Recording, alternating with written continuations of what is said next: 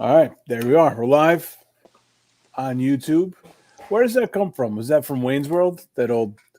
Hmm. I don't know. It's from something. Groundhog Day, maybe? Oh, Groundhog Day. He does this. He gives the old two.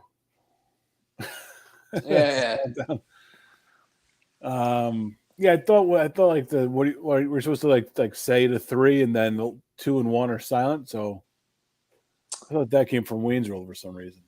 yes, I think could be. Yeah, I don't Could remember. be. I don't know if Wayne's World's the first to do it, but they may have done it. No, I thought they made it like a bit though. No, definitely not the first, but I thought it was like part of a bit that he did or whatever. So, what's happening, man? How you doing? Sunday Pour. We even said the name of the show yet? It's Sunday Pour. It's Thursday night. The weekend is starting, and here we are. Big weekend on tap. I Yes. think tomorrow is appointment television, Milwaukee. It's going to be in Milwaukee, right? Game 6 in Milwaukee. I think it's almost got like a game 7 feel to it. Yeah, big game 5. Stunner in Boston.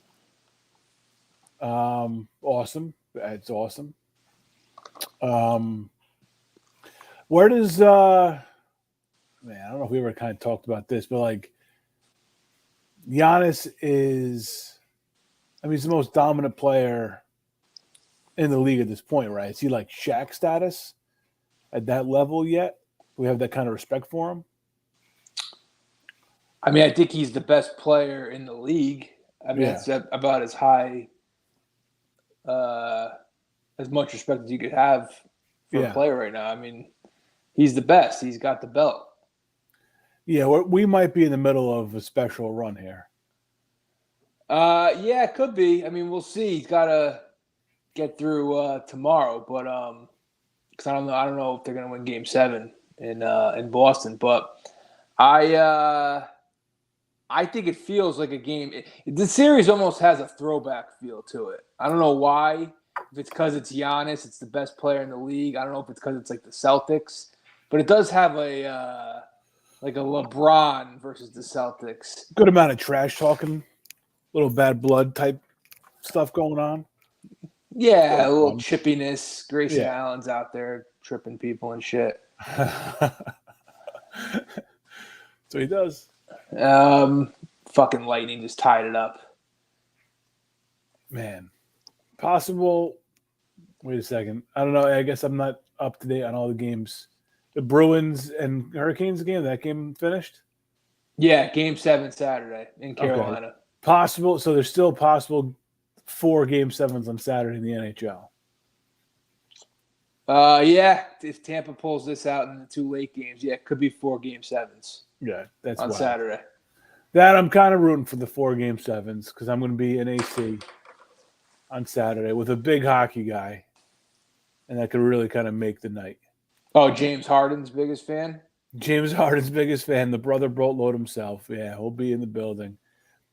Yeah, I'm sure he'll be in a sports book, bear down someplace. It's just really a treat because he's going to be chain smoking. He's going to be knee deep in I don't know how many bets, up to 4, I guess, but I guess up to 10 or 15. Up to 10. It's really gonna be a treat to see him in his element like this, and I just feel like I'm along for the ride. Yeah, it was like Mufasa. What? Mufasa? Lion King, king of the jungle. It's his element. Mufasa got trampled. All right. Up until that point, he was the king. He might get trampled Saturday. Yeah, he's been trampled a few times. There's gonna be maybe some hyenas picking at his bones come 3 a.m.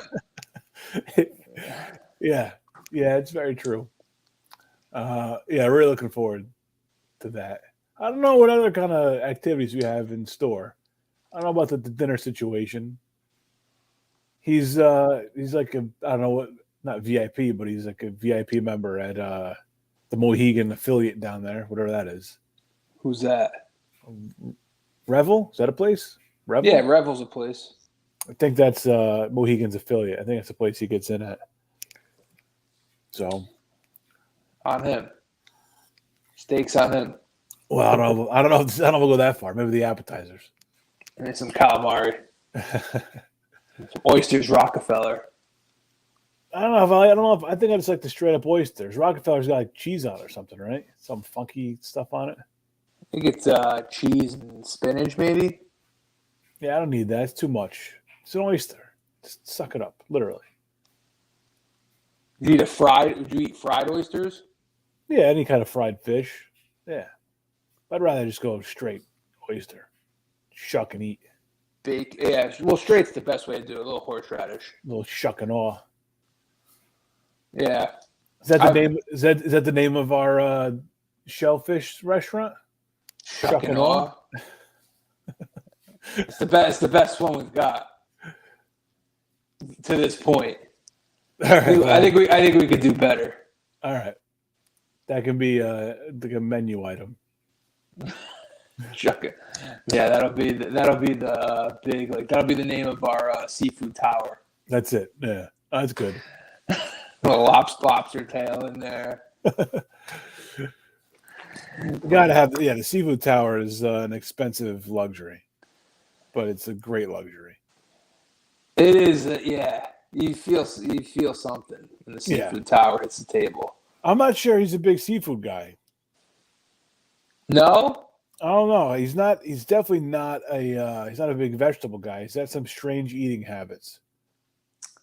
Yeah, I know a couple adults like this, and it's just it's hard for me to deal with them. Yeah, I agree. Yep. I don't know. Maybe just because, and he's Italian too. I feel like when you grow up Italian, you don't have a choice to be picky. You just eat what's in front of you. There's no that could also be like the beginning of some psychosis. Mm-hmm. Maybe that's why he doesn't like anything, because he tried so much stuff when he was a kid. It was overwhelming. His taste buds just went into overdrive, and now he's got raccoon taste buds now. I don't know. I think that's just I think we're kind of in a minority. I would say adventurous eaters. Like I think most people aren't. Most people. I'll try almost anything, and I'll like 98% of it probably. There's a 2%. And even the things I don't like I'll eat if I have to in a social setting, dinner party. What am I gonna do? You have no choice. Well, you do have a choice. Because the thing is, at those places, well, dinner party different, but if it's like hors d'oeuvres, appetizers and stuff, you could just say, screw it, I'm going to drink and I'll get some eating on the way home. Because maybe skeeve a little bit. Okay, so you're thinking some sort of formal. Yeah, I mean, I don't think people do this kind of shit anymore, like a potluck. I don't want to go to a potluck. I don't think they've ever done that. Is that where everybody brings an appetizer or something to pick on? Yeah, exactly. I don't have anything to do with that. Yeah, I'm not into But I don't that. think anybody does it anymore, though. Maybe amongst us, we'll say, okay, you bring, whatever. But we trust everybody. We're in a circle of trust food-wise, so we're all going to be happy. Yeah, that's true. Potluck that's kind of how it's supposed to be. Everybody brings, it doesn't have to be food necessarily, but everybody brings something. That's kind of a formality. Potluck is just a fancy word for hey, don't come empty-handed. Yeah, don't just bring booze. Bring booze in a dish. Yeah, but I think booze is more than okay if I'm hosting. I almost prefer the booze sometimes. Yeah, amen. Yeah. Yeah, potluck is one of those words you don't hear thrown around. Even I just had to make sure I knew what it was. It's not something you hear. Do you want to hate Michael Kay even more? I mean, you think it's possible? Yeah, he's throwing me a softball. He when he went to Italy with Jody Applegate, his wife. I still think it's ridiculous that his wife. It's such a TV incestuous relationship. Those two people wouldn't be together if it wasn't for being on TV. Anyway, feels arranged. Yeah, it does. Anyway, they went to Italy. I don't know how long ago, and he made it like his goal to only eat chicken parm when he was in Italy. And they're like, he couldn't find it anywhere because it's not a fucking Italian dish. It's like an Italian American dish. Definitely. I was going to say, yeah. So he couldn't find it anywhere, and he was like disappointed. And she's like, he went to Italy and he lost weight when he was in Italy. There for like a week, barely ate anything. I mean, there's like pasta everywhere. How do you lose weight in Italy? He's Pasta and pizza. He's a fucking doofus. That's why. He's a doofus. Yeah, he seems like a guy that you just. And he hasn't he's got like a little bit of a Tom Brady thing. He's never eaten a banana. He doesn't like soup because no condiments. He doesn't like condiments. No condiments. Right. He's like Rocky. I know how to use them, man. Condos, condiments, condoms. It's all good for the joke. Doesn't eat banana. Like it's very weird. The whole thing doesn't eat soup because it's like the slurping sound. It disgusts him or something. I don't know. It's a little too much. I'm not a big soup guy, but like I'll eat soup. I eat it. Not a big soup guy. No, I mean I had it recently. I was out at a seafood place and I had lobster bisque, so I'll eat it. It's just I'm more of a like super salad. I go salad. Depends. I like a good soup. Chicken noodle. I was influenced a little bit by Seinfeld. I think I like a good soup. Soup. I mean, it's solid. Yeah, I feel like you gotta have like a little sandwich with it though. Oh, soup and sandwich. So we get a nice lunch. I mean, there's a place I go to for lunch once in a while where I work, and I get a soup, and they get like a gigantic salad, like loaded up grilled chicken and everything. So soup and salad is a nice. That's a nice lunch. Soup and sandwich is nice. I don't think I'm not old enough to do the soup and half a sandwich. I think that's blue plate special status. Can't do a half a sandwich. Yeah, I mean, do like a wrap if you're gonna do anything. Don't do a half a sandwich. All right. I think that's fair because a full sandwich could be a lot for lunch. Could be a little heavy. You don't want it to sit there in your stomach, But a wrap, nice and light. All right. What do you put like on the if you had to make like a Mount Rushmore of sandwiches? Everything up for grabs. So you're gonna go Italian combo has to be on there, right? Yeah, that's the George Washington. Yeah, that's the George Washington. Yeah. I heard guys doing a draft of sandwiches today. It was just a video I stumbled upon. Yeah. Got Barstool Chicago guys. Okay. They do a snake draft. Okay. Of sandwiches, and I was like, I was kind of hungry. It was like around lunchtime. I was like, let me watch this. I just want to inspire you a little bit. And it was a little regional because there was a couple on there where I think you had to be from Chicago. Oh yeah, they have the Italian beef sandwich. That was like the number one, and the number two was the Italian combo. Yeah, I've never had the Italian beef, and we could agree on this show that cheeseburger is not a sandwich. No, burger's a burger. It's not burger. Yeah. Burger is. It's got its own burger. It's got its own bread. It should be on money. A burger. If you want to keep canceling like old white guys, just put the burger on the $50 bill. I like that. We should start putting food items. I mean, geez, the cheeseburger could replace Andrew Jackson. I don't think anybody would argue that. Nobody would complain either. No, that's what I'm saying. Unanimous. Let's get the country back together again by putting the cheeseburger on a dollar bill, or a 50 or a 20. It doesn't matter. Yeah, that's one of those things that is universally loved. That's how we start healing. Yeah. Yeah. All right. A combo's on there. But the hamburger has the bread named for it. It's got a hamburger bun. It's not on a roll, or you know what I mean. Same thing with not even a conversation. Hot dog's not a sandwich because you can't make anything else on a hot dog bun but a hot dog. You could, but it's not. It's made right, but it's made right. Of course you could, but it's made specifically for a hot dog. It says hot dog buns on the yeah. You're not making a bologna and cheese on a hot dog, and you could, right? I mean, I've gotten creative with hot dog. In a pinch, it's still bread. Yeah. But that being said, I don't know. So Italian combo is easy number one on there. Not sure exactly. Yeah, let's just do a holy trinity from here out. Italian combo is like canceled. It's on there.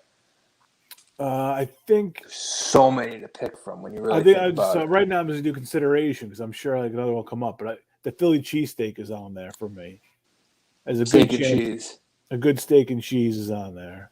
I agree. Did you know though in Philly that the steak and cheese is more touristy and it's really their pork sandwich that the locals eat? I don't think it's like touristy. I think the locals appreciate it, but I'm sure they have a good pork sandwich too. All these northeastern places do good meats. I assume it's kind of like a porchetta maybe sandwich, something like Nice. that. Oh, like dipped in a au jus sauce or whatever. I'm sure it's Little pretty good. broccoli rabe on there. Oh, nice. That's I think certain places in Philly are considered touristy for the cheesesteaks. well, the two obvious ones, right? Pat's and Geno's Pats are the and Geno's, tourists. yeah, and then like Like places like Jim's. Like I think people just know about everything now. Yeah, I've talked to people who I don't know anyone really necessarily from Philly, but I've talked to people who are more familiar with the area than me. Yeah, And I've talked like let's say I've polled like 6, 7 people, and they'll all give you a different place where you get the cheesecake, cheesesteak. Oh, cheesecake. That's another one. Mendy's. So I think that's on there, and I don't know how do you like a cheesesteak? Like you just used to get like the American cheese on there. Then Philly, like the way I think it's a Philly staple. Although you could get it with American cheese, the whiz, right? The cheese whiz, yeah, which is phenomenal. Yeah, I was raised with the American cheese, so it's just how I was. Yeah. If I was down there, I would get the whiz because I want to see how they do it, though. Yeah, you got to do everything. Yeah. But I feel like I probably like it. Just you brought up a certain way. You're just saying your ways. No, American cheese is fine. I mean, how could you go wrong? But yeah, I remember just having like we would once in a while make like Philly cheesesteaks at home, and you get Cheese Whiz, and then Cheese Whiz would just stay in the fridge for another 2 years. Go like get all green and shit because you're never using it again. Like what else do you use Cheese Whiz for? No, nothing. Yeah. Did you ever make steakums? The little mini steaks? Yeah. Those are nice in a pinch. Yeah. Oh yeah. Throw them right in the griddle there, and they're done. Done, man. Nice, quick. That's a nice like when you're like fucked up when you're younger. Oh yeah. I may start keeping them in the freezer now. I might talk myself into it. Yeah. You just want something. You want something greasy. It's like 2 a.m. You've been drinking for a while. Oh, nice steakum. Ooh, that'll hit the spot. You'll feel that shit in the morning, but in the moment, you gotta live. Yeah, not just when you're fucked up when you were a kid. When you're fucked up when you're an adult too. Yeah, well, kid, I meant like 25. 25 to 40. Yeah. I agree. Steak and cheese is when I think sandwich, other than the Italian. When I think hot sandwich, steak and cheese. So I wonder if like a chicken cutlet sandwich and like we could discuss toppings and stuff. That really I don't know if that's just like a me thing. I'm sure other people like it, but I don't know if that's Mount Rushmore worthy like across the board. Like I know it's a good sandwich, but I don't know exactly when you get the chicken cutlet like. What gets onto Mount Rushmore is like roasted peppers. I don't think so. It's like a balsamic glaze, or whatever, and like balsamic and. You could put mayo on a chicken cutlet, lettuce, tomato. That's not going to be on. That's not going to be on my Mount Rushmore. There's not going to be mayonnaise on my Mount Rushmore. I'll tell you that much. Well, you don't put mayo on your steak and cheese? No, nope. Oh, you're an anti-mayo guy. I like mayo, but I'm not big. I'm not a big mayo guy. Like I like it. I have no problem with it. But what do you put mayo on? I feel like it's tailor-made for steak and cheese. No. What do you put on that? Dry? I guess I don't really. Oh, on the steak and cheese, it's got cheese melting into it. Onions. Yeah, cheese, onions, mushrooms, and a little mayo. It's got all that. No mayo. I don't need mayo for that. You're anti-mayo. You just say you're anti-mayo. I'm not. I am anti-mayo on the steak and cheese, but I'm a mustard guy, so I don't really have a lot of use for mayo. But I don't hate mayo. Like I'll have mayo if that's the only thing. Turkey and cheese sandwich. mustard. Maybe some spicy mustard. I'd rather have spicy mustard. Okay. Chicken salad sandwich. How's that? It's got mayo. Well, on it. that's mayo in the chicken salad. Well, when does the mayo go on the bread? yeah, I don't think I've requested mayo maybe ever in my life, like as a spread at a deli. Oh, how about I put it on a roast beef turkey yeah, cheese sandwich. I would say roast beef, like an American type combo. Yeah, that's what I put on my American roast combo. roast beef might be the one that I would put it on. Like even the corned beef has to be spicy mustard. Oh, if you put mayo on corned beef, you're a fucking animal. I don't know, man. I don't know. I'm not privy to the mayo. I could write a book on mayo, and I'll tell you the do's and don'ts of mayo. I'm pro mayo, but there's certain situations where if you put mayonnaise on it, animal. You're more liberal with the mayo than I ever will be. I'm very liberal. I'm very pro mayo. I don't like the anti. I feel like the anti mayonnaise like crowd has come out in the past 10, maybe 15, 20 years. Basically with the internet. I think you get shamed if you like mayo. I haven't had a roast beef sandwich in like probably 7 or 8 years though. It's been a long time since I had a corned beef or a roast beef sandwich. Well, the deli I go to, that's my backup from the combo is the roast beef. So usually, if I don't get an Italian combo, I'm usually like ham and cheese. That's usually it. I don't stray. Ham and cheese. What kind of ham? Just like the regular ham. But I'll do like Black Forest ham. And you put mustard on like the Italian bread? Oh yeah, with that you mean? Well, it'd be like it'd be either a sub or a hard roll. Yeah, I'll put the mustard on that. Yeah. There's something like where I can't have mustard on like Italian. I could do it on a hard roll or a wrap. I put right every day. Like I make a wrap for myself, like turkey, whatever. Yeah. Mm-hmm. Mustard every day.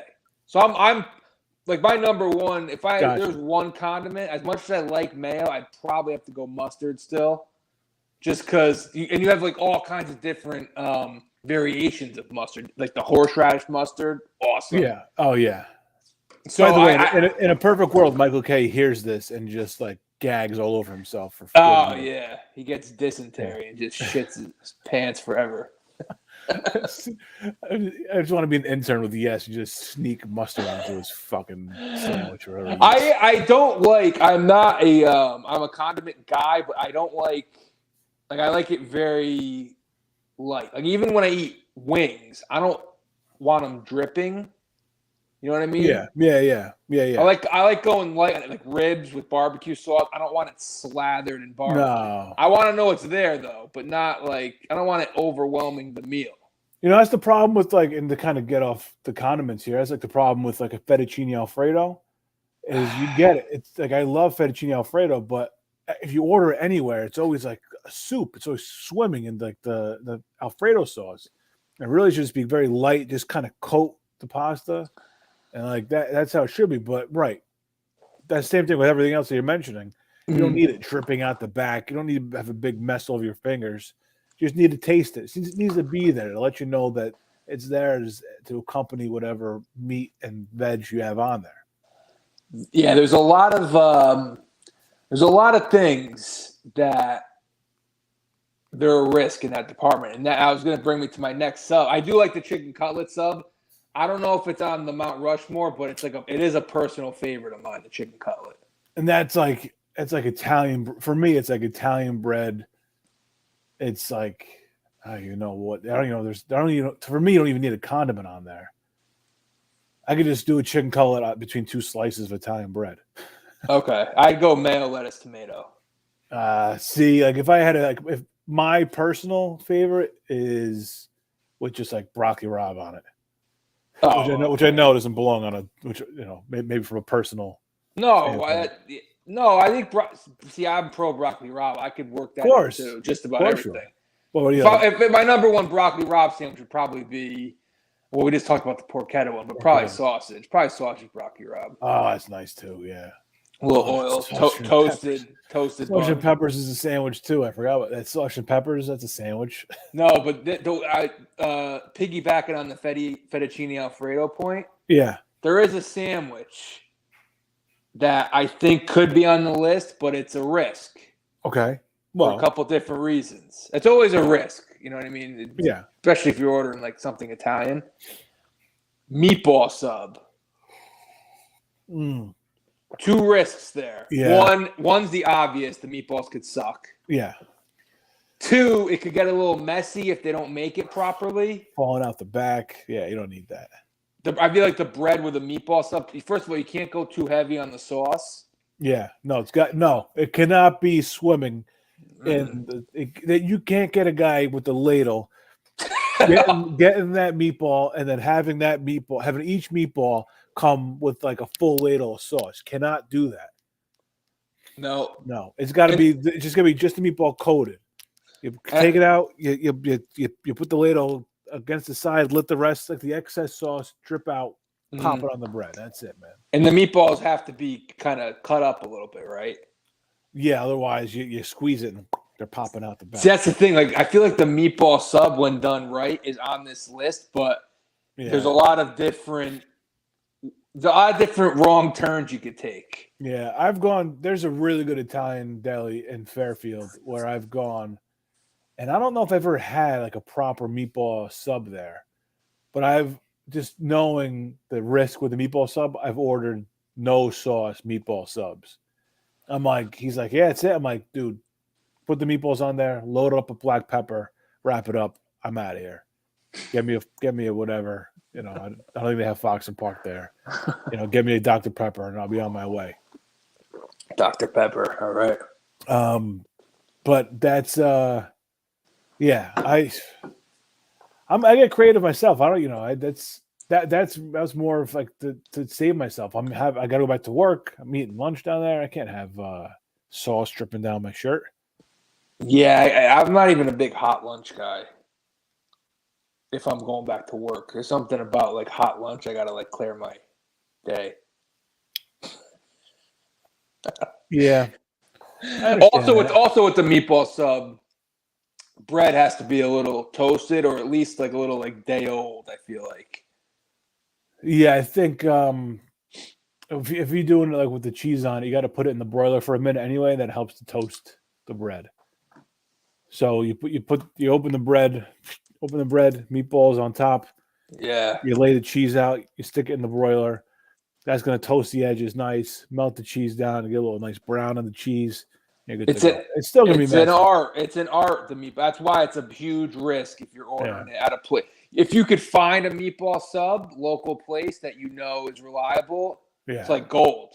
Yeah. If you can pick up that sub, and you get a little sauce your fingers, but you can pick it up and the bread is solid, it's not falling out, and you don't have to like readjust. You don't have to kind of poke the meatball back in there. It's like paper mache.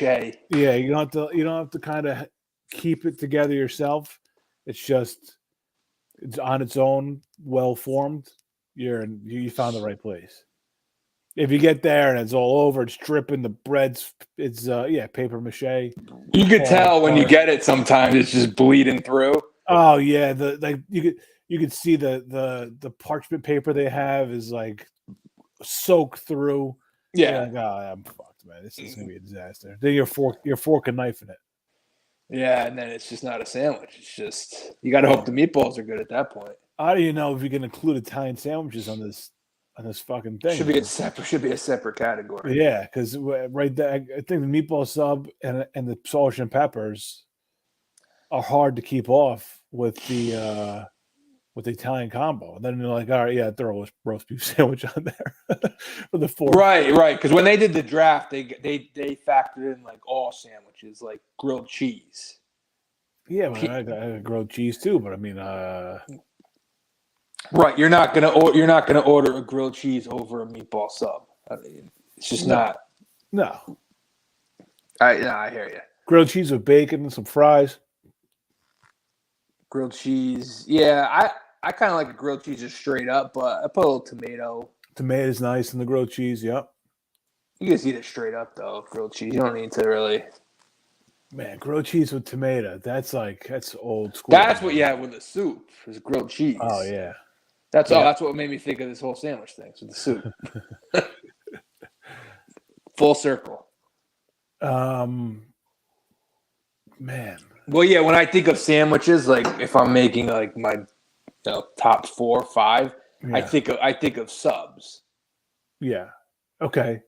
Well, that's good. Well, there you go. There's a sub right there. We've seen a third. We've seen a fourth sub if we're doing What- subs. Oh, combo steak and cheese meatball, sausage and peppers. Oh, that's it. Yeah, I forgot the steak and cheese. Yeah, that's it. That's probably it. I mean, you could go like I think a second tier would be like the eggplant parm, Oh, that's good. Yeah. chicken parm, veal Yeah. parm. Like those are like the second tier ones. I think. Yeah. I go for a nice piece of veal. Veal parm is nice. parm's a good one. Veal parm is nice. Also a risk though, because I've ordered the veal parm and they get like the strips of veal, like they cut it up in strips. I'm like, just give me a fucking veal cutlet. Cheap. Fuck. Yeah. It's got to be. Yeah, you got to do cutlet. Yeah. You got to go cutlet. Disappointing. Yeah. It's really unfair once you factor in the Italian sandwiches. Nothing else. Well, stands out. steak and cheese isn't technically an Italian sandwich. No, That's they one. broke through. Good for them. That's really I mean, it was a 2 seed. great job by them. Yeah. That's a serious matchup. 2-3 matchup, steak and cheese versus meatball. I had steak and cheese a couple weeks ago for dinner. Like on a Friday night, we were out, and I got the steak and cheese. Sub? Yeah, oh yeah, yeah, It's a classic. yep. It's a class. To me, that's like the number one ahead of Italian combo for like Americans. Like if they're getting a sandwich, that has to be the number one, right? Steak and I feel like who doesn't like steak and cheese? The number one American sandwich. I always think of like bologna and cheese on white bread as very American. I guess I'm giving Americans too much credit. You're right. I'm not factoring in like the South and shit. Yeah. I mean, steak and cheese, I'm sure If we're just counting like the Northeast, I think steak and cheese over a combo. Yeah, major metropolises. That's it. Because you could find a good portion of people that don't like the Italian cold cuts. I think steak and cheese is just everyone likes steak and cheese. Yeah. Yeah. People don't like the Italian cold cuts. It's crazy. I think so. Crazy talk. If you were gonna put a sub on money, I think it'd be the steak and cheese. Man, I got I set for Mother's Day. Like I did all the food, like not prep, but like the food. I figured out where to get all the shit from and stuff. Yeah, Hit a home run, bro. Good spot. Food was phenomenal. I sent you the picture because it was shared a name with Did you? breakfast spot. A breakfast spot. Yeah, it was like a group text. Oh, A breakfast spot that we used to go to in Brooklyn. I thought that was the actual place. No. I gave it a quick look. I didn't examine. No, that place closed. The place in Brooklyn. That's tough. But this place, Vital's in Teaneck, New Jersey, they killed it, man. Absolutely killed it. Ani Boss was great. Although, you got to sometimes you forget like the dialect's a little different. And I'm doing the order. And I said, and I'll take the Ani Boss. He was like, the what? I'm like, the antipasto. He's like, the Italian antipasto. And he's got a very thick New Jersey Italian accent. And I'm like, okay. I mean, the accent, you got it, but you're saying it wrong. But anyway, I digress. Yeah, I like to dumb it down for people because I want my food right more than I care about like integrity. But I will dumb it down. But I thought I had the right guy for it though to say it that way. You know what I mean? That's what you get for trusting people. He hooked it up. He was great. But we left, and my was like, "Oh, what we didn't get was bread." I'm like, "Well, we're in the right place."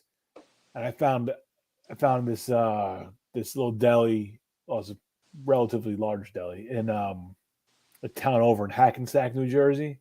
And man, this bread was phenomenal, man.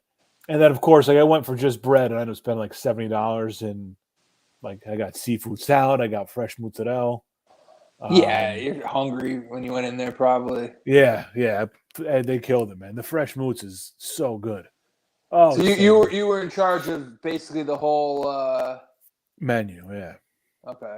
in a state that I don't live in. Yeah, I mean, come on. I got back. You brought sand to the fucking beach. What the I got back. I got back from the bread run, and my son said to someone, "He's like, we found an Italian place," and the response was, "Well, that was predictable." I'm like, "Oh, like, Oh, actually, the fucking response was, thank you for going. You didn't have to go spend all that money on like bread and shit." The correct response would just be like, "Thank you. That's awesome. Everything looks fucking phenomenal." That'd be the right way to handle it. yeah. I mean, But that's just me, a you little know. fucking gratitude. I know, yeah. I wasn't the one sitting on my ass over here. I was the one, out running around. Again, state I don't live in. Yeah. I mean, Anyway, yeah. Well, that could be. I mean, that could be fun though. It could be fun. oh, I loved it. Don't get me wrong. Yeah. I wasn't cursing anybody out when I was doing the ride around. I was like, this is fucking great. And then we found this place, and I'm like, oh man, yeah. Now we're really talking. This is Was it a Google job? yeah. Oh, Google, yeah. So you had food ordered already, and then you kind of like went rogue and just grabbed whatever at a Well, she's different right. place. We didn't have bread. We just needed like just some bread to cut up and put on the side. So, yeah. Yeah. That's good. Jersey, you're in Jersey, North Jersey is an North, yeah, Italian American haven. So, Hackensack, yeah. like Yep. Joe B territory. Yes, yeah. I'm sure he was probably at one of these places before. Wouldn't be surprised if Clemente or Vital showed up on his history. That was the name of the place. Clemente, yeah. The same thing though. I walked in, the guy behind the counter, old Italian guy. Did you know Clemenza in Italian means mercy? I did not know that. No. It's Final Jeopardy the other night. Wow. The only reason I knew it is because they Wow. said this word means mercy in Italian and also killed Carlo in The Godfather. Oh, well. Yeah. That's the only way I nailed Final Yeah. Jeopardy.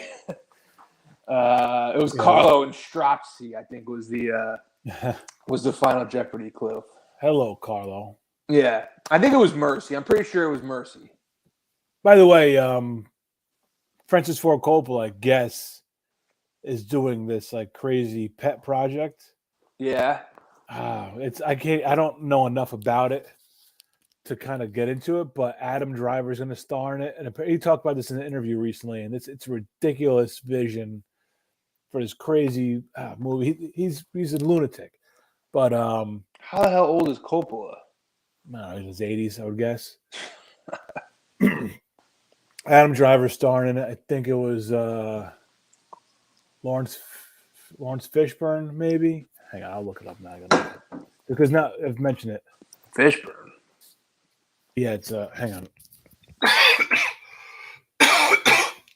Oof. Allergy season. Fucking allergies, man. Stupid. Nice Zyrtec. Pop a couple. I took what do you call it? The other one. I don't know. I only have Zyrtec. I have like a lifetime supply of Zyrtec. I take one or two a year. It's like a fucking... Adam Driver, Forrest Whitaker, Lawrence Fishburne, and John Voight. John Voight. It's a good cast. What's it about?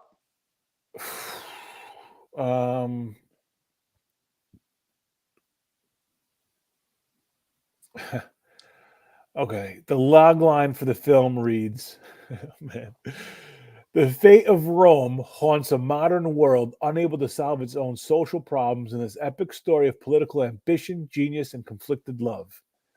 And I think it's a modern story. I don't think it goes back to ancient Rome or anything, but I could be wrong about that. Wow. Okay. Yeah, it's It's worth a peek. I mean, it's probably it's 100. He's putting 100 million of his own money into it. 100 million of his own money into it because nobody else would make it. won't even make a dent.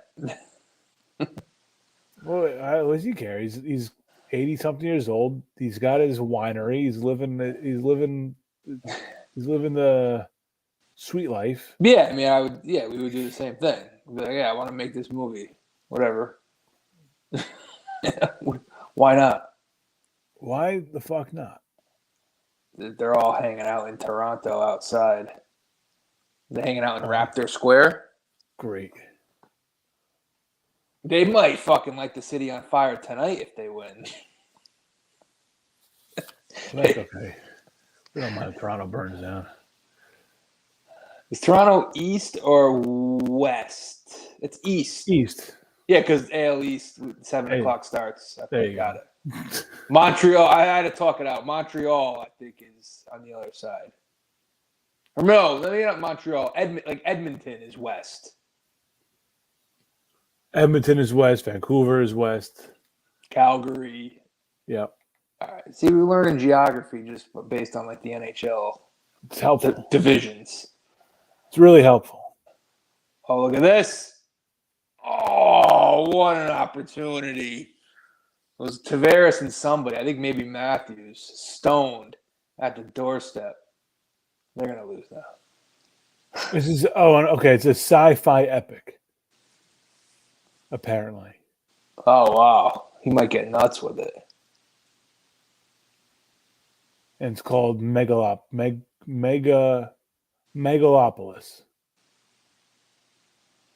Did they start filming yet? I don't know. They just announced the cast today. They better hurry. You gotta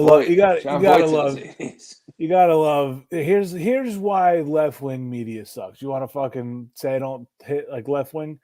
Here, this is from the AV Club, which is a fucking you're just a news outlet, or not even news outlet. You're just regurgitating news. You're not real reporters here, I don't think. You're just regurgitating news that you hear someplace else. And here's what this schmuck does. The Hollywood Reporter, here you go, yeah, not even them. Hollywood Reporter says this will star Lawrence Fishburne, Adam Driver, Nathalie Emanuel, Forrest Whitaker, and heavy sigh, John Voight. Oh, come on. Trump guy or whatever. He deserves better than that, man. He's John Voight. Yeah, guy's great. Oh, man. And get absolute poison like John Voight. What are you talking about? This is a joke, right? Hey, I mean, all you need to know is Liev Schreiber went to bat for John Voight, and they're on opposite sides of the aisle. Eddie Marsan, right? That's the brother. The brother Terry. with Terry, yeah. He's like, he is outspoken, like liberal supporter.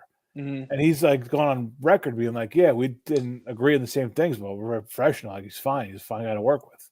Yeah, and Liev Schreiber the same thing. Yeah, I mean, come on, John Voight. Yeah, it's ridiculous. Come on, we're not talking about I don't know. You want to red list the guy? That's Joe McCarthy shit. Yeah, go easy on Voight. Come on. Yeah, I don't know. That's and when was the last time you didn't go to a movie because John Voight was in it? Yeah, you got to boycott a movie because John Voight didn't do anything wrong. He supported the wrong politician. The politician you don't like. That's it. I was not good enough for the AV Club. Heavy sigh, fucking pussy. Heavy sigh. That's a little much. I got some mail today. Uh-oh. And it's addressed to Albert Ferraro, who is not who I bought the house from, or current resident. Handwritten. I think you could open it then. I did. Okay. And I can. And I'm sure Albert Ferraro or the previous resident wouldn't care. But sorry, son of a bitch. Dear neighbor, hello. My name is Jacqueline, and I'm one. I already know what this is.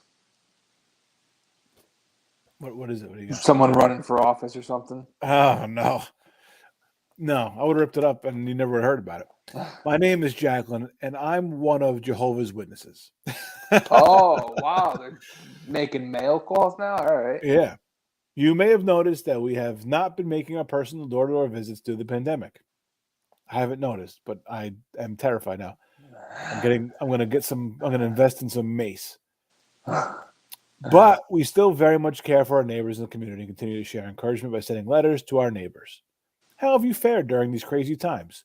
I sincerely hope you stayed healthy and well.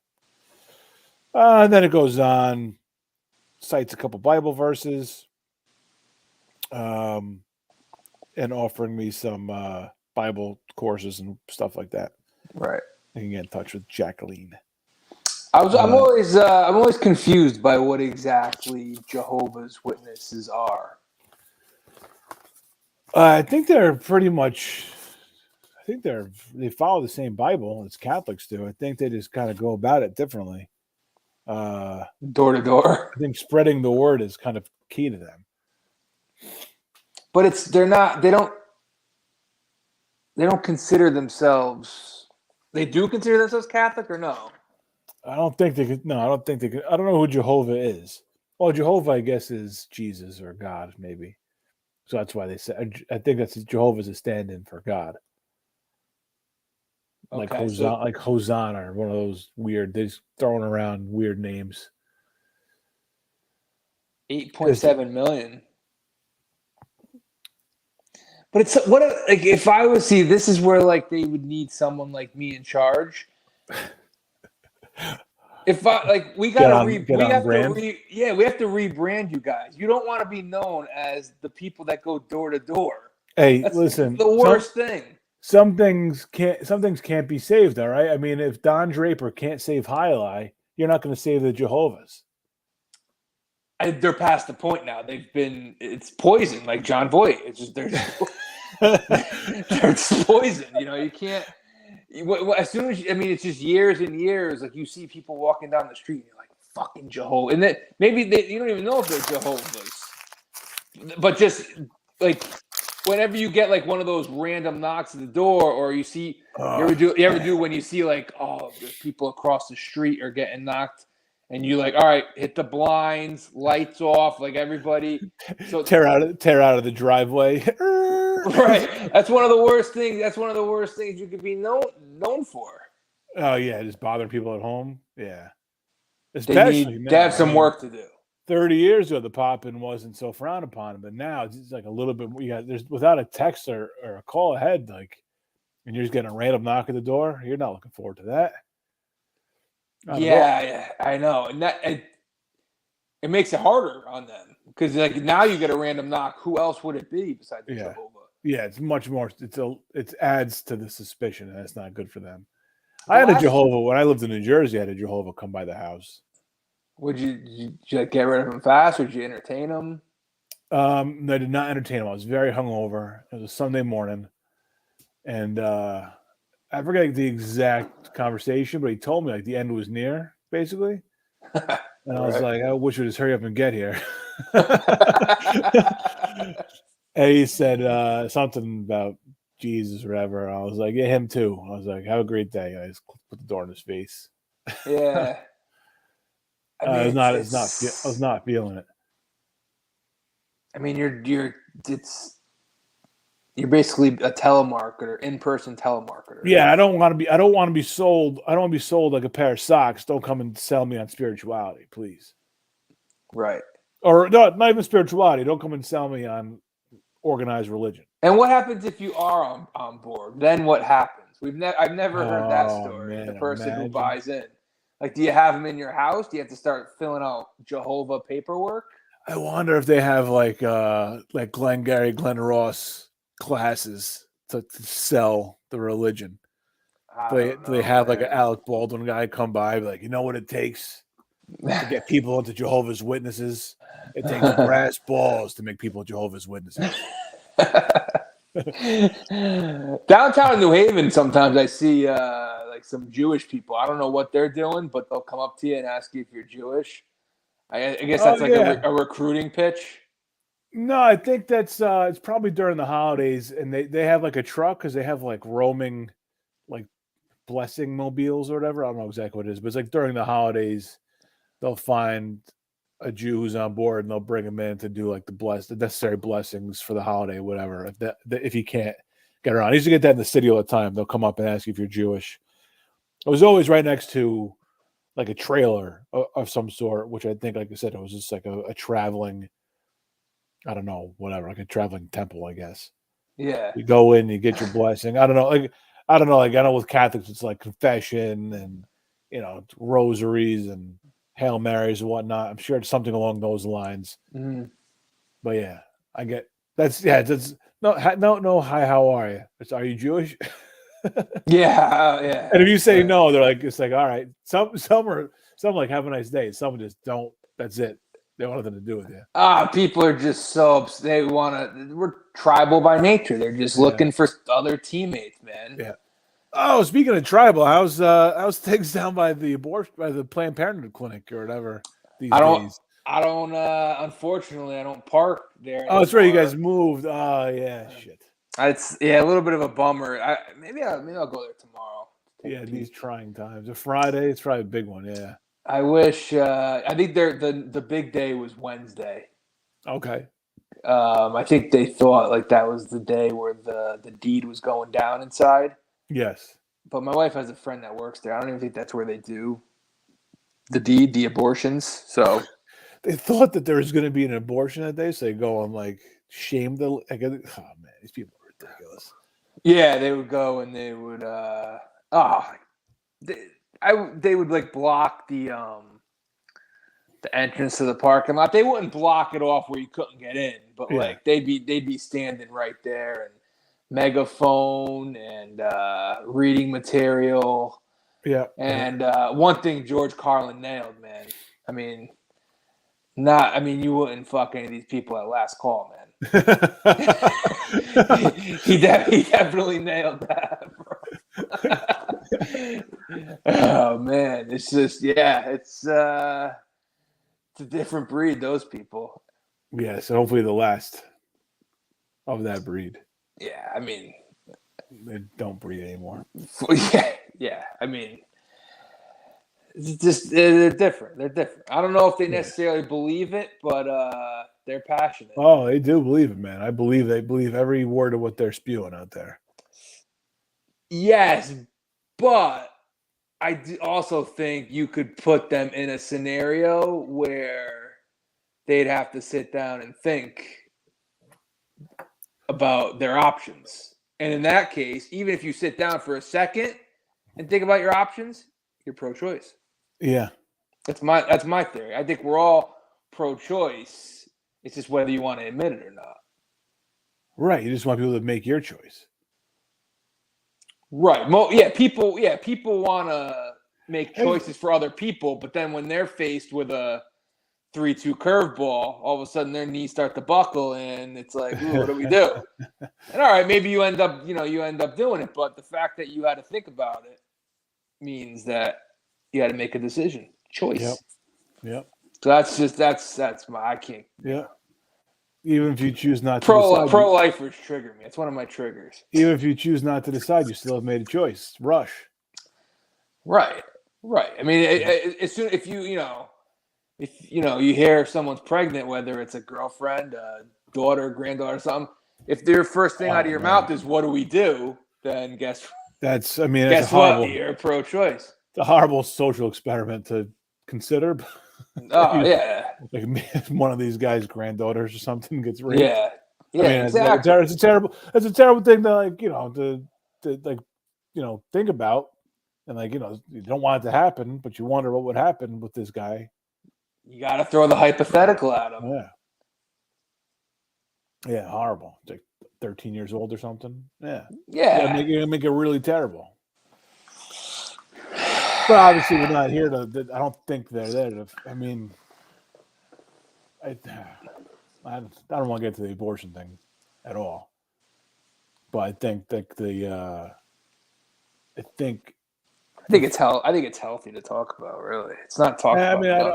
I have what I have what I think it should be, but I think when I get into I know what I think, but I think when you get into the nuances of it, I'm not quite prepared to get deep into the nuances of it. Judge just hit one a mile. Oh, nice. I got this OT game on. That's a tag on. That's a hollow home run. That's an insurance one right there. So I'm pro-choice.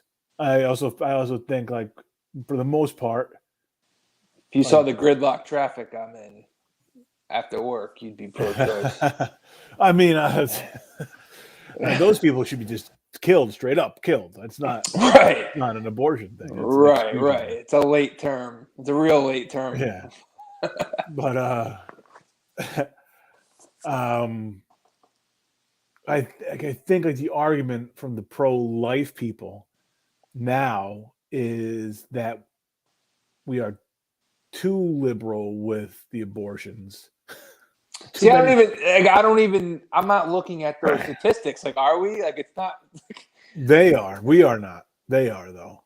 And I think they see it like as, I think years ago, Democrats would say, like, it was a necessary but rare occurrence, an abortion. And I think we're moving more away from that. But I mean, it's like a mulligan in golf now. You just take like a drop. Right now it's just yeah. Now it's just you put a top flight down instead of the Titleist. Right. You use the bad ball. Yeah. But you know where else these people lose you is like they're they can't stop there. They're anti, birth control. Right. They're right. Anti, then it gets extreme in that direction. Yeah. Right. And then it gets to the point where, you're not supposed to fuck unless you're trying to reproduce. Well, it's like, well, you know what? This fucking life sucks. Sometimes you just gotta fuck to fuck, you fucking assholes. All right? Oh, yeah. There's a Marilyn Monroe biopic coming out with Anna de Armas in it, and it's NC-17. It's on Netflix. Oh, it's already on there? No, not yet. But I mean, just everything I just said, it's like must see, right? yeah, Anna de Armas. Yeah, but the director was like, he's like, I'm sure people are gonna be like pissed off about it, but it's like, Americans, I don't get Americans. They have such weird attitudes towards sex. Oh yeah, and they produce the most porn in the world. It's like, that's a fair point. Yeah, that is a fair point. It's the fucking capital of the world. Yeah, we reached a point where, I was gonna say Americans are obsessed with sex. Like, I'm not even talking about like the guys at the porn convention. I'm not talking about those people. Okay. That's like kind of harmless hobby, I guess. I'm talking about more like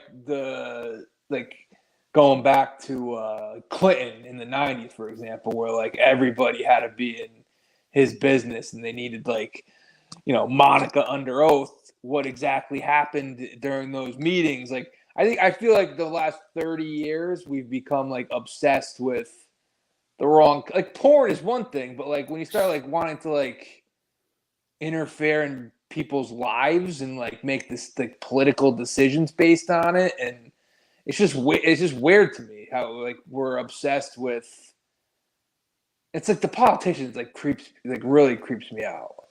Like they're obsessed with sex. Like they're just all kinds of like restrictions on regulating it and stuff.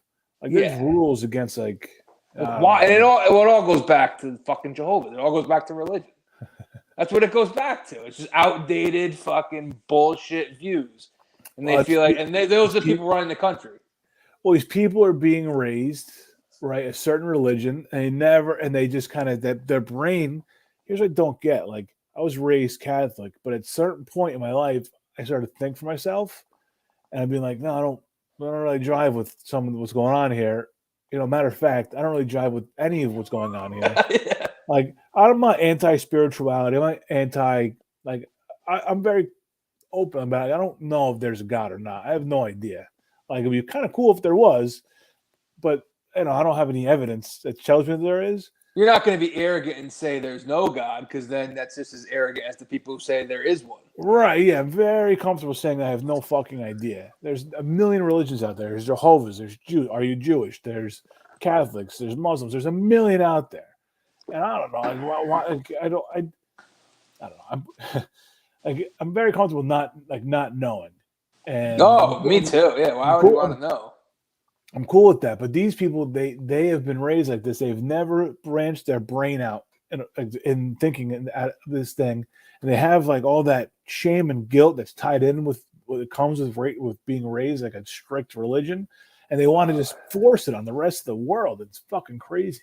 As soon as you get rid of that shame and guilt, it's nice and empowering. It is empowering. Yeah. I mean, I have shame and guilt for a lot of things, but it's not it's not traced back to religion. I'll tell you. It's your own actions. Yeah. I could hate myself and still not be a Catholic. That's very true. Yeah, but yeah, it's I don't need to be a Catholic to hate myself. I think it was just for me. It was just because I realized like these are just like dudes up there, and this guy's not special. Like this guy up here preaching. Like I remember walking out of a mass. And like, and then I tried to force it for like another 10 years after, it's because, I'm trying to make my mother happy, whatever. Mm-hmm. And just trying to do the right thing by her and then, whatever. But like, I walked out of mass because I'm like, these people suck. Like they're doing the sermon and the guy was up there asking me to donate money to like a missionary. I'm like, fuck you. I'm not here to, like, I don't want to get sold. I'm not buying anything today. I didn't come here to buy anything. So go fucking sit down. Give me the wafer and let's go on with their fucking day. I got shit to do. Like, that's cool. Yeah, something like clicked in your brain. Like, this is very culty. Oh, yeah, for sure. Absolutely. Yeah. Well, I think even before that, and everybody's like chanting monotone, the same songs every week. Well, and when they around Easter, when they redo the killing of Christ. The killing of a Chinese bookie. Yeah. That would be much better to read. If we all just read the script to the killing of a Chinese bookie, that'd be much better. Yeah, I'd much rather do that. Can we reenact something like Tarantino did? That'd be amazing. Yeah, an hour would breeze by. Yeah, we can't do the whole movie, but we could do like a scene. Oh yeah, let's do like the middle of King of New York. It'd be great. Yeah. Yeah. We should do that. It'd be a lot more fun. Rent out a church and just do Reservoir Dogs. Why do I have to be Mr. Pink? Yeah, I don't know how God would feel about that one.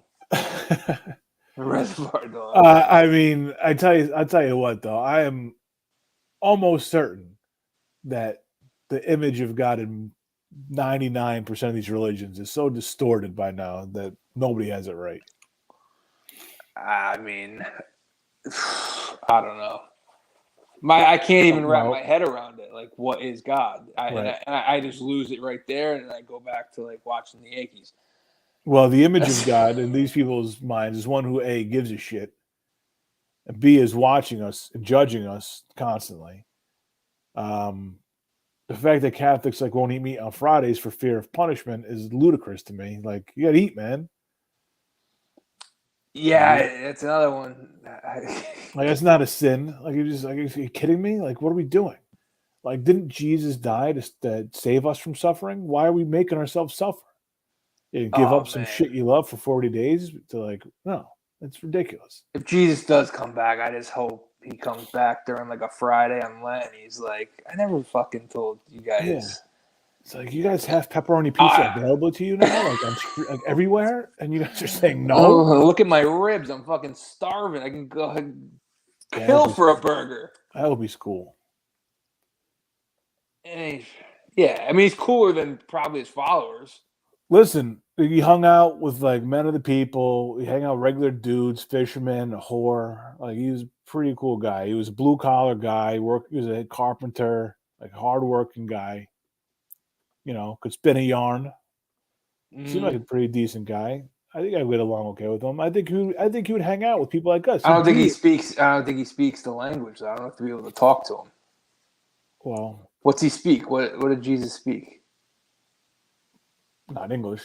It was not English.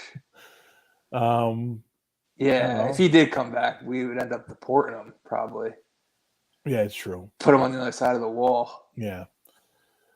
Illegal alien. We don't take him. He finally comes back and fucking kick him out. Where's your papers? Yeah. Fucking papers. Fucking paperwork. Drown Jesus in papers. Yeah, Oh man, make Jesus take a citizen's test. the apocalypse was supposed to be 6 months ago, but Jesus got held up in fucking customs. In customs, thank you. Like in Revelation, like got delayed by 6 months. They got fucking 3 horsemen of the apocalypse just waiting on standby. Yeah. Sorry, Jesus. The mail's slow these days. Yeah. Yeah, everybody hates each other, so we don't want to get anything anywhere on time. Yeah. Everybody's just so fucking mad about everything, about something. Not about everything. Everybody's so mad about something all the time that just makes us hate even the good news.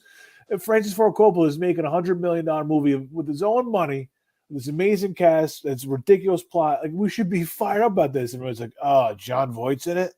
Yeah, that's a very small percentage. I think douchebag.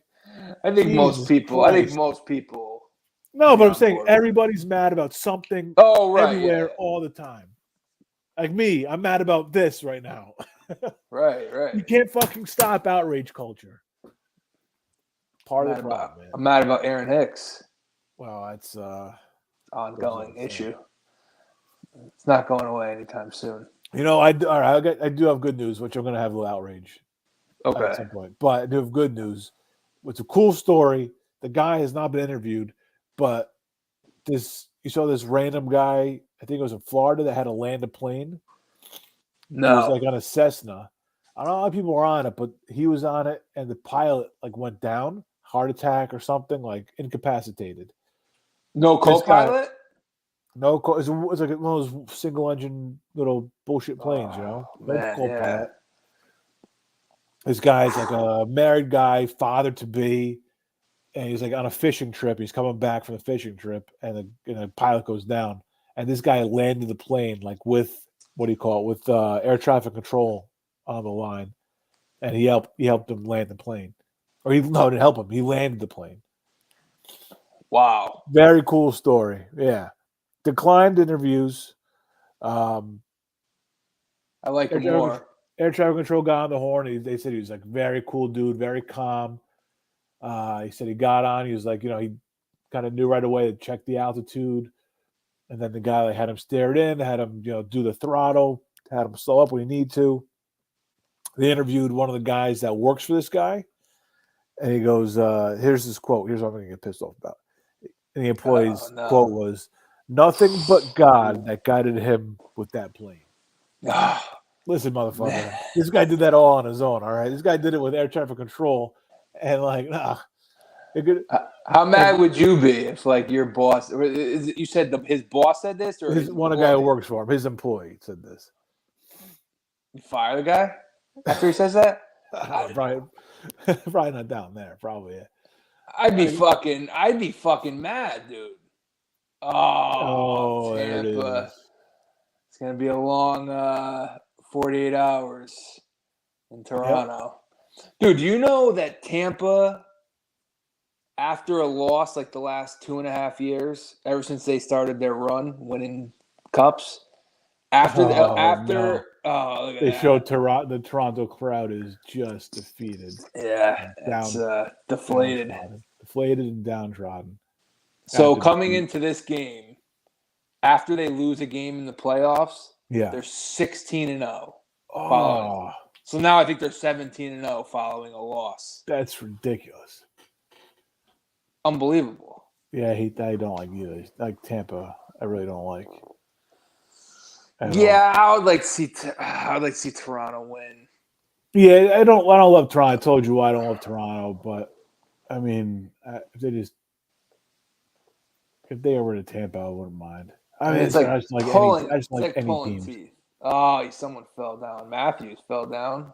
I just like any There's one. Oh, there's Who, so there's two. who put it home? There's 2 Game 7s, That's two down, 2 to go. and there's no hoops on Saturday. It's just hockey. Yeah, center stage. Oof. It's I can't wait. Is that Point?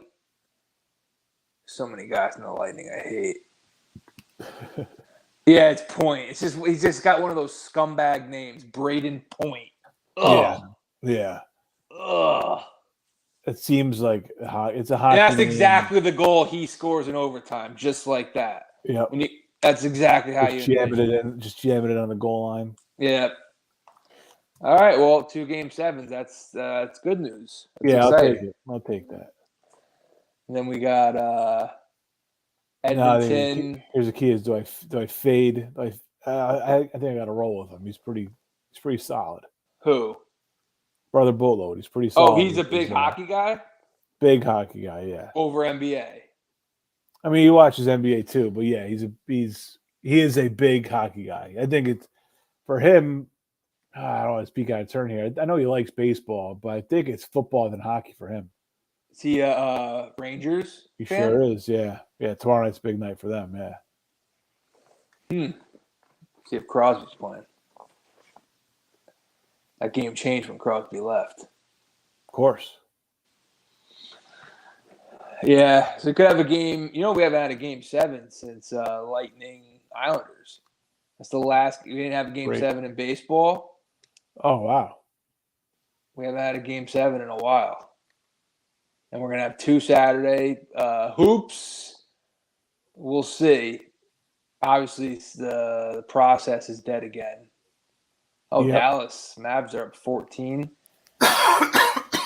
Could get a Game 7 there. And then, obviously,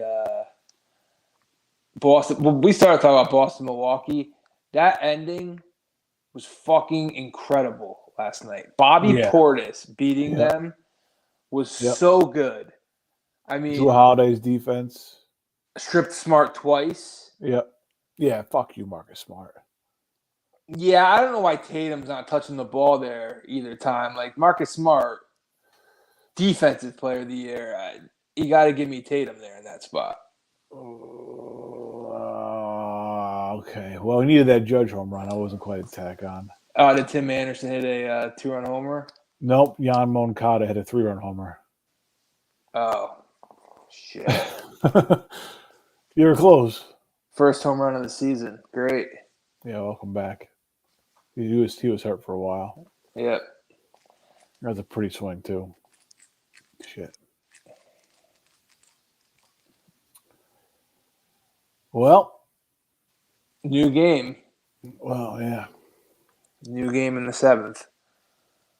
Yeah, Lasagna's got to. He's got to figure it out. Oh man, a bomb to fucking center. Wheelhouse. Joe McEwen's the third base coach for them. Oh man. Oh man, there's a cross up. They using the microphone. What's going on here? Yeah. Using pitch com. Yep. There's the first pitch comp fuck up. I can start getting mad. There's my outrage coming. Abreu, they jump back and check on Higashioka. And the worst part about that is it was strike 1, but you don't get it because you don't catch the ball. Oh man, it was strike 1. And it was right down the middle. And 1-0. Okay, great. Oh boy, and otherwise just lost it. Yeah, they got to straighten him out. Could have been a flash in the pan. It's possible. Happens. Oh, man, ball smoked. Yeah. Well, you were waxing poetic about the Bucks. Oh yeah, awesome, Bobby fucking Portis. I hope that's his nickname going forward in Boston. And cross my fingers on that. They have to win Game 6, obviously. Yeah. For it to stick, but no, I think it's must-see television tomorrow. I may even give it personal TV time over the Yankees. I'm into the series. It's the only series in the NBA I've really been into this round, like into it. All right. Is it Yeah. because how do you feel like Giannis? You like watching Giannis play? Love Giannis. Hate the Celtics, and there's something about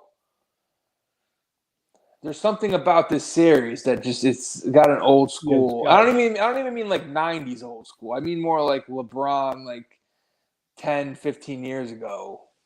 It just feels like a classic series.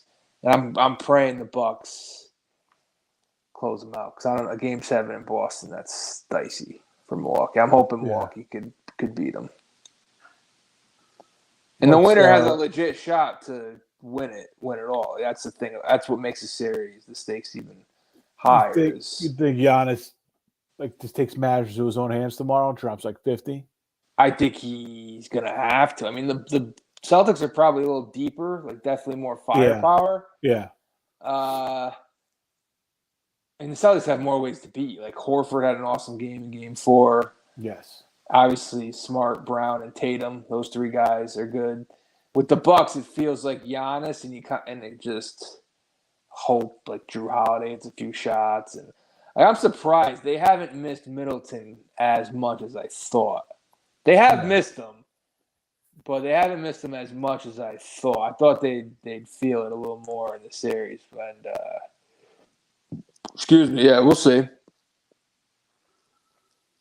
We'll see. I hope they close them out. Give me Heat, Bucks, please.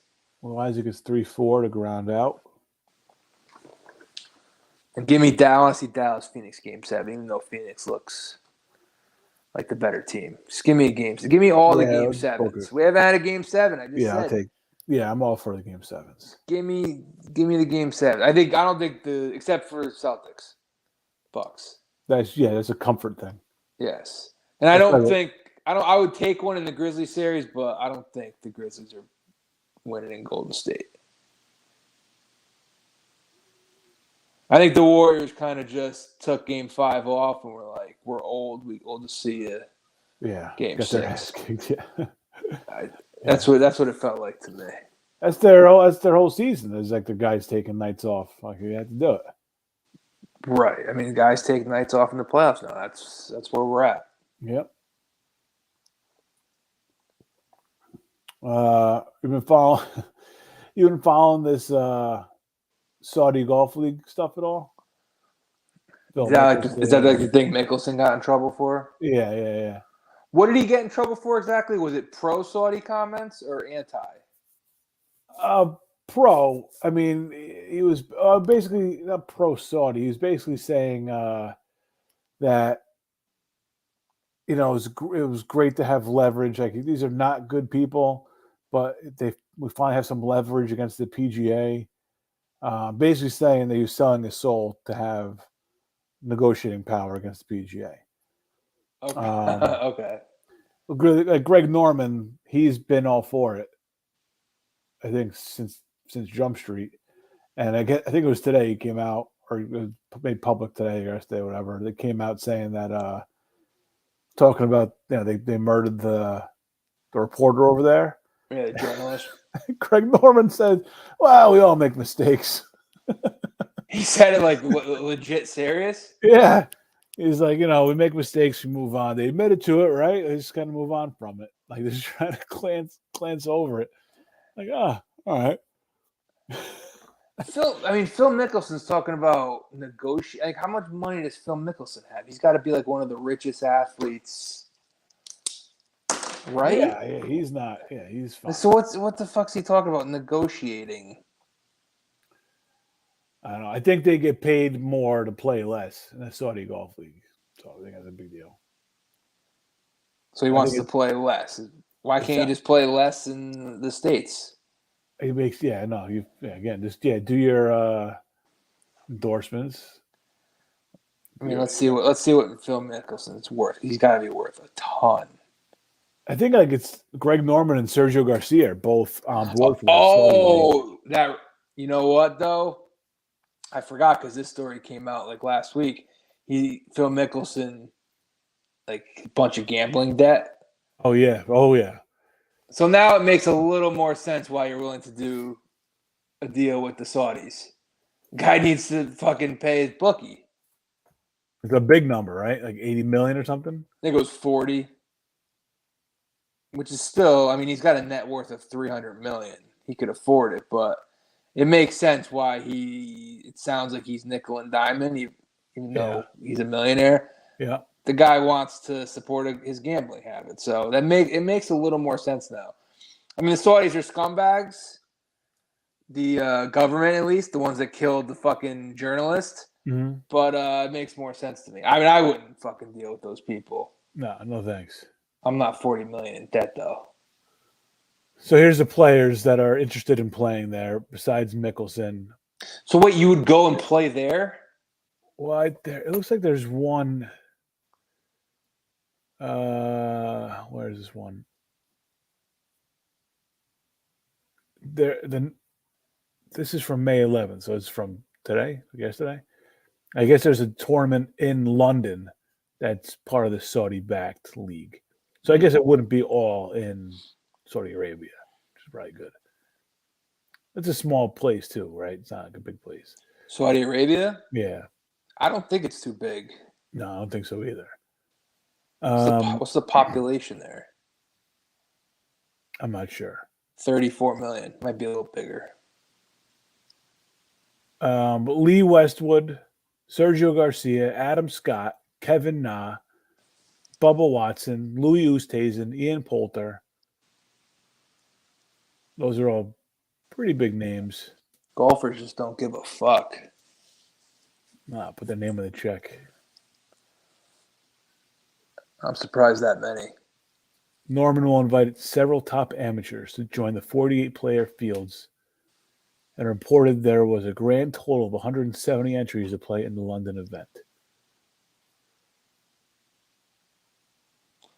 All right, well. PGA Tour is not, I don't know how that works, but the PGA Tour is not giving out a waiver for anybody to play. So I don't know what that means. If they lose their ranking or they lose privileges, I don't know what that means.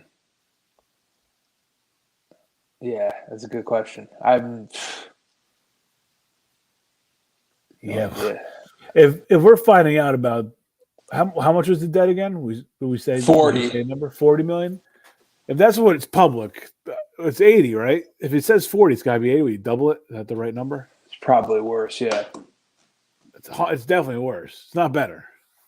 Yeah, no, it's not better.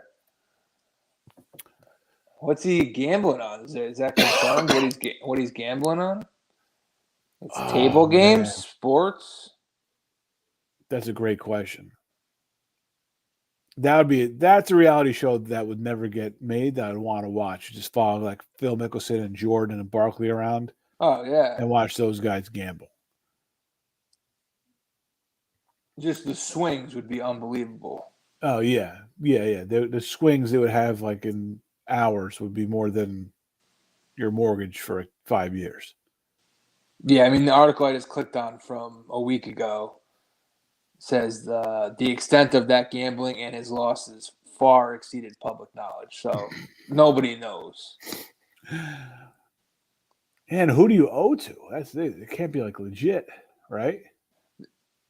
Yeah, I don't know. Unless it's a casino giving them markers. Yeah. I'm sure. If you owe that much money, it's not to one place. I mean, there's some allegations in this article saying he made nearly 7 figures on a shady stock tip. Yeah, that's old. Yeah. Oh, okay. Yeah, that's pretty sure that happened.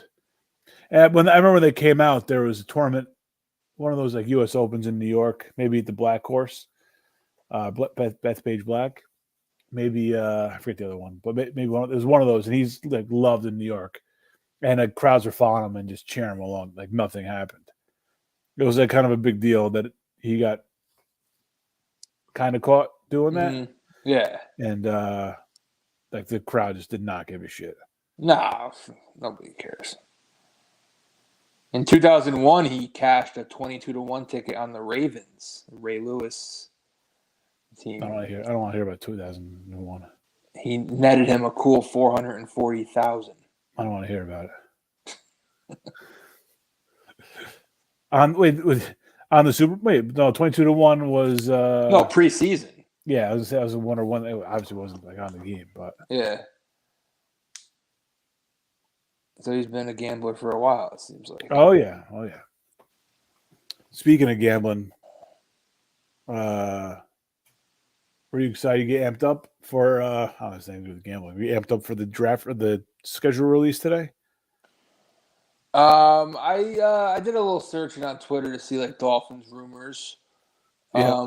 I went on right before we started recording just to see like Christmas games, Thanksgiving games. Giants got a Thanksgiving game. I First didn't see time that. First time I could ever remember the Giants playing on Thanksgiving. They're playing the Cowboys. That's great. Um, Who their quarterback would be? Dolphins are playing 1 o'clock on Christmas. Wow. It's Christmas on a Sunday this year. Yeah. But all the games are on Saturday. But they Right. moved the couple to the Sunday, Yep. and I'm surprised they're doing a 1 o'clock start on Christmas. Not that they give a shit about Knicks, Celtics, or whoever's gonna be playing in the NBA, but 1 o'clock's a tough start time on a Christmas day. I'll be fine. I think we'll be watching. Yeah, I'll be fine. But that is. I guess 1 o'clock is better than like 4:30. Because I'm trying to like plan out my Christmas day already. I usually For go you, for you personally, or just or yeah, because me personally, I usually end up at like my in-laws on Christmas Day. So I'd rather like I can't necessarily guarantee it'll be on there, especially because we're going to a house where the kid's an NBA guy. So it's better off at the 1 o'clock start actually. So I've already talked myself into it. yeah. Luckily, football. Well, everybody's all sports over there where I go for Christmas, so everything will be on. Yeah. So it's gonna be a packed.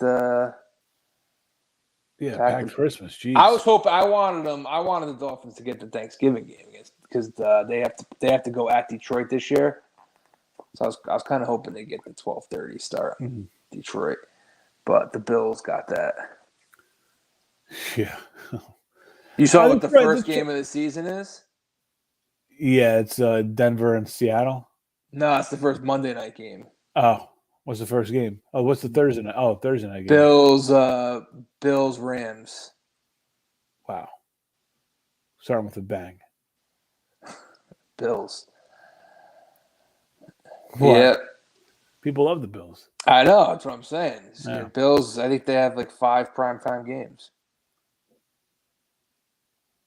Could smell it. It's in the air, apparently. Almost. I mean, another, what's May 12th?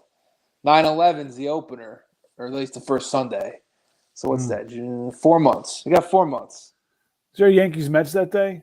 They doing like a special thing that day? They did it last year? They did. Yeah, last year they did. I don't think they're doing it this year. 20 years was last year. That's right. Yeah, that's right. I remember watching it. Yeah. Okay. It's all coming back to me. Right. Wow. I did not know that Joe Kelly was in the White Sox. Neither did I gotta say. I just assumed he was still a Dodger. You could have told me he was out of baseball. I would throw a party. Glaber not getting the start today after 5 ribbies yesterday. Yeah, he's tired. Break. Gotta see Hicks and Gallo back to back. Yeah, that's what I don't get. Like, you've been waiting for years for this kid to kind of get rolling again. Let's keep it going. I mean, he's still 23. Don't give him a fucking day off. Day off after he had an best game of the season. Yeah. It's ridiculous. Nah, they get told the night before, you're not playing this game. It doesn't matter. All right, that's a good at bat. It's a solid Yeah. at bat. No chasing. Yeah, you don't want him to come out there swinging out of his shoes, anxious. That's a professional at bat right there from Glaber. Very Right. mature at bat.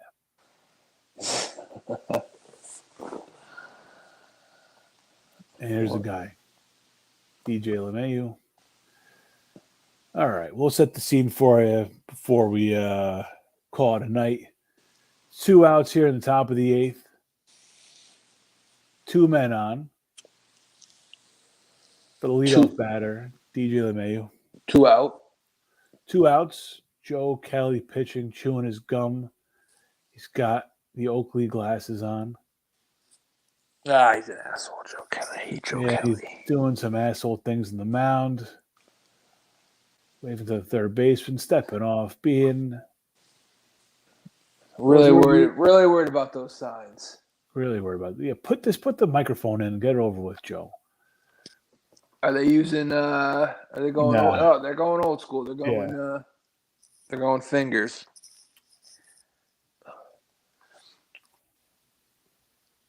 Here's the pitch. Inside. Fastball under LeMahieu's hands for ball 1. Straighten him out a little bit there, you know. Good first pitch. Wants to get him off the plate a little bit. Yeah, that's the way to do it. Setting him up for some outside shit. Yeah, you're gonna see some junk diving away from the plate here. And LeMahieu's the guy that you want up there for that kind of pitch because he's the one that can groove one onto the opposite field for his third hit of the night. Yeah, LeMahieu's the guy you want up in this type of spot. You just need a base hit. Here's the 1-0, low and inside, ball 2. All right. Wild here after they got the 2 outs in the inning. 97-mile-an-hour sinker. Judge looming on deck. Miguel Cairo in the dugout for the White Sox. Bench coach? I think so. Yeah. Probably. Mayo looking for something he can drive here. No chases on the 2-0. Here it is. Another breaking pitch, low and inside. 3-0. Nothing is working for Joe Kelly right now. Fastball, sinker, knuckle curve. You do not want to help him out right now. No, not with Judge on deck. I think LeMahieu's going to take it here. He might take 2 pitches. He's as good a hitter on 3-2 as he is on 3-0, 3-1, 1-1, 2-2. He'll be fine. Now, he's not getting the take sign, right? Like, you're not allowed to tell players to, 3-0 curve. All right. 3-0 curve drops in there for a strike. I don't think they give the take signs anymore. I think it's, like, against, like... Do you think that... I don't know, because I've seen some terrible players swing 3-0, so... That's what I'm saying. They don't. Yeah. I don't think they give the take sign. It's ridiculous. Which is not right because a guy like LeMahieu knows the situation smart enough to not swing, or at least. I mean, he didn't look like he was swinging on that pitch. Right? It's not. The pitch was like a little bit inside. It wasn't. He may have just been like. He may have just spit on it to disrespect Joe Kelly. Like, I know you're not throwing me a fastball. You're not throwing me 3 strikes. Yeah, I think it was more disrespect towards Joe Kelly. And he walked him. So here's Judge, fresh off his bomb in the 7th inning. Right, let's go. You get a hit here, you announce yourself in the running for MVP. Start your MVP case right now. Find a gap. There it is, 3 men on. Bases loaded with Yankees. Joe Kelly starting with a fastball here, or does he keep throwing slop? He's been throwing junk the whole time. You can't throw him a fastball. And there's it was a fastball. Well, the sinker maybe. Oh yeah, it was. Yeah, didn't know where it was going. Tell you that much. For ball 1. And just don't swing at something stupid. You just want to bounce a bad. Yeah, because all it takes is like one swing and miss, and you give the guy life on the mound. That was a good pitch. Yeah, under the hands for strike 1. That wasn't something you could really do too much with. He was going. Judge was looking for something outside there. It looked like. Yeah, he was. He was not looking for anything in the inside part of the plate.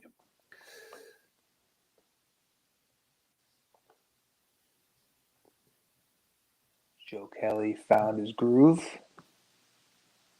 Here's the 1-1 to Judge. Swung on, bounced up the middle. Grabbed by the second baseman coming across the field, bounced, and he's called safe. And 2 and runs if will it's true, score. if the safe call stands, 2 runs will have crossed the plate. Yeah, it's sad. Now we have to. We can't really enjoy it until we see the replay. No, it was close. It was close. From the naked eye, I thought he would have got called out. Oh man, I was thinking out too, but it happened real fast. Man, it was a big bounce, and he caught it high. So when he catch it high and not low to the ground, that's an extra split second. And the White Sox are not going to challenge. I mean, and yes, it's not going to show a decent replay. So, well, maybe they don't want to give. Maybe they don't want to give the White Sox do them any favors. Maybe they're watching. Maybe they're watching the X feed. We have seen 2 long shots of it, and looks like the call is going to stand. Could not ask for worse replays. No, there's 2 are a mile away. One was from a drone from. One was from the Meineke blimp.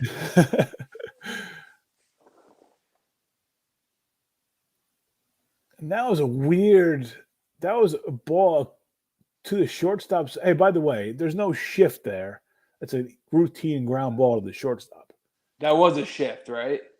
Yeah, the second baseman got that. He's safe because that ball popped up. So if he caught that low, he was out. Again, terrible replay. But I guess maybe does Judge beat that out if it's not a contract year? Good question. A lot of Cubs fans in the crowd like they showed earlier for Rizzo, who's up now. Oh, really? I thought he got some booze too. Oh, did he? Well, from the White Sox fans. Yeah. I guess he owns them too. They've said good numbers against the White Sox in his career.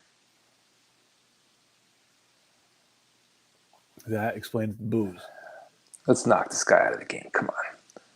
Please. Nothing more fun than watching Joe Kelly walk to the dugout. Oh, there's a pass ball. Another cross up. Was there a cross up or just a matter of Kelly and Grandal sucking? Something in the water, man. Higashioka gets crossed up. Whoever you have warming up, Tony, I would think. He's ready to go. Oh, yeah. I think everyone in the ballpark is ready for the lefty. Big cross up. Oh, La Russa does not look happy. No. Banks does not look happy. It's the pitcher waiting to come in. Not very good defensively, the White Sox. No. They've had a rough go this year. Oh, yeah. So that ball was hit right to where the shortstop would be. Off the bat, it looked routine. 6-3. Yeah. Or even 6-4. Just flip to the second baseman. 6, yeah. And the second baseman had come across, backhand it, throw it, bounce it. Stupid shift. Which I don't understand, though. It's a righty up. What kind of shift was that? There's nobody. I don't know. I have to go check the replay. I do not know what they were doing. Unless it's just Tim Anderson get out of the way now. Don't fuck it up. Well, the second baseman. I don't know who the second baseman is. The second baseman takes whatever comes his way. And that'll do it. The walk to Rizzo leads way to the walk from Tony La Russa to the mound. Hey, if we end up winning this game, I think I might have to give the MVP to Marwin Gonzalez. Started it all, 2-out walk. Yep. Always starts with a walk. At least for the good teams. If we hang on, that's my player of the game. The walk of shame. Oh, yeah. That asshole Joe. I'm so glad. I did not want him getting out of that inning. Even after we took the lead, I didn't want him getting out of the inning. I wanted him walking off the mound. I like that. You got to add that shame and let him know that you own him. We own you. Yeah. Have a great night, Joe. Yeah. Joe Kelly. Stupid name. All right. Well, I think I'll do it for Sunday Pour for this Thursday edition. Appreciate you turning in, spending the time. There go the notes. I don't need those anymore. Yeah. Yeah, thanks everybody tuning in. Just a quick note: the Blues are up 4-0, so I don't know if you're getting a Game 7. All right, we In got that two. one. We got two. So let's and I'm Well- and two of the teams that I'm sure he's going to have strong feelings about one way or the other. So that's Right, but the good news is the Mavericks are up 19, so you might be getting a Game 7 Sunday okay. All right. in that one. So yeah, thanks for listening, everybody. See you next time.